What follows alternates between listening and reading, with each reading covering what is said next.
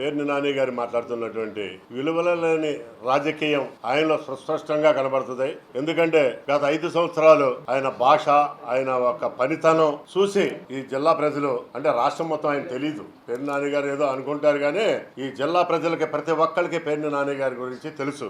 ఆయన అభివృద్ధి గాని, సంక్షేమం గాని, లేకపోతే ఆయన భాష గాని, ఏ ఒక్కటి ఈ మూడిట్లో ఒక దాంట్లో నైపుణ్యం ఉంది అని నిరూపించుకుంటే నిజంగా మీ నాన్నగారు ఎక్కడ ఉన్నా సరే సంతోషిస్తాడు. ఆయన పేరు పాతాళానికి ఆయన పేరు కూడా తొక్కేస్తున్నారు పేర్ని నాని గారు. మీరు ఒకటి మాత్రం గుర్తుంచుకోండి, నిజంగా అక్కడ ప్రొఫెసర్ నాగేశ్వరరావు గారు ఆయనకి ఏదో కల్లా వచ్చింది ఆయన చెప్పారు. మీరు నిన్న మళ్ళీ బందర్లో మీ కల్లా వచ్చింది ఏదో చంద్రబాబు నాయుడు గారు, లోకేష్ గారు ఏదో చెప్పారని చెప్పేసి గుడివాడ గన్నవరం గురించి ఏదో చెప్పారని చెప్పి చెప్తున్నారు. ఇటువంటి పిచ్చి ప్రలాపనలు చేసి మీరు అధపదాలకు ఎప్పుడో వెళ్ళిపోయారు. పైకి అనేది రావడం అనేది ఏసమంత ఎత్తు కూడా లేదు. కాకపోతే మీరు ఒక కష్టపడి పని చేసేటువంటి నాయకుల గురించి మీరు ఈ సమాజంలో మాట్లాడితే మీ గురించి, అంటే ప్రతి ఒక్కళ్ళు సామాన్యులు మేము మాట్లాడతాం, మీ గురించి ఏ విధంగా మాట్లాడాలో, అంటే మాకు భాషా సంస్కారం ఎంతసేపు మన యాలగడ్డ వెంకటరావు గారు మాట్లాడితే ఎంత గౌరవంగా మీరు, లేకపోతే మీ నాయకులను గాని ఎవరినైనా సరే ఇంతెత్తు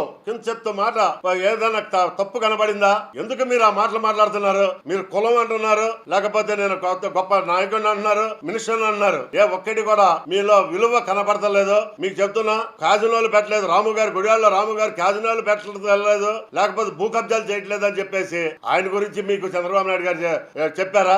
ఆ పేరు తెచ్చుకోవట్లేదని చెప్పారా? లేకపోతే గన్నవరంలో అభివృద్ధి, సంక్షేమం 20 మంది పియ్యలను పెట్టుకుని రాత్రి పవళ్ళు అహోరాత్రులు కష్టపడుతూ ఈ రాష్ట్రంలోనే, ఎందుకంటే ఈ ఆంధ్ర రాష్ట్రంలోనే నేను నా 50 సంవత్సరాల నుండి రోడ్ల మీద రాజకీయాల్లో తిరుగుతున్నా, నేను ఎక్కడా చూడనటువంటి ఇటువంటి ఎమ్మెల్యే గురించి మీరు పిచ్చి ప్రలాపనలు చేయటం సరికాదు. ఎందుకంటే అభివృద్ధి గురించి మాట్లాడండి, ఏదన్నా సమస్య ఉంటే, సంక్షేమం గురించి ఎక్కడైనా అన్యాయం జరిగితే మాట్లాడండి. అంతేగాని పనికిరాని సొల్లు కబుర్లు మాట్లాడటానికి మీరు పిచ్చి పేర్ని నాని బందరు పిచ్చోడి కింద మీరు 100% వాస్తవంలోకి వెళ్ళిపోయారు. ఇటువంటి ప్రలాపనలు మానుకోండి. ఖచ్చితంగా గన్నవరం గురించి మీరు తెప్పించుకోండి. మీరు అధికారుల దగ్గర నుంచి తెప్పించుకుంటారో, మీడియా దగ్గర నుంచి తెప్పించుకుంటారో తెప్పించుకోండి. అభివృద్ధి గాని, సంక్షేమం గాని, ఇటువంటి అభివృద్ధి, సంక్షేమం ఎక్కడైనా జరిగిందా?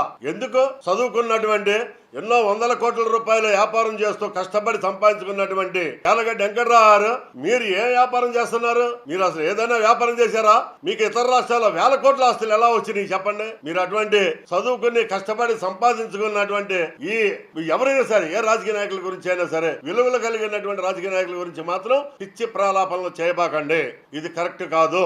మీకు బందరు పిచ్చోడని చెప్పి 100% ముద్ర పడింది. ఇది మాత్రం వాస్తవం అయిపోయింది. మీ మీద ఖచ్చితంగా చెబుతున్నాం. పవన్ కళ్యాణ్ గారిని కూడా మీరు, చంద్రబాబు నాయుడు గారిని, పవన్ కళ్యాణ్ గారిని కూడా మీరు పిచ్చి ప్రలాపంతో విమర్శిస్తున్నారు. మీరు గాని మీ అబ్బాయి గాని బందర్లో ఎమ్మెల్యే కంటే పోటీ చేయడానికి మీకు ఎప్పుడో అర్హత పోయింది.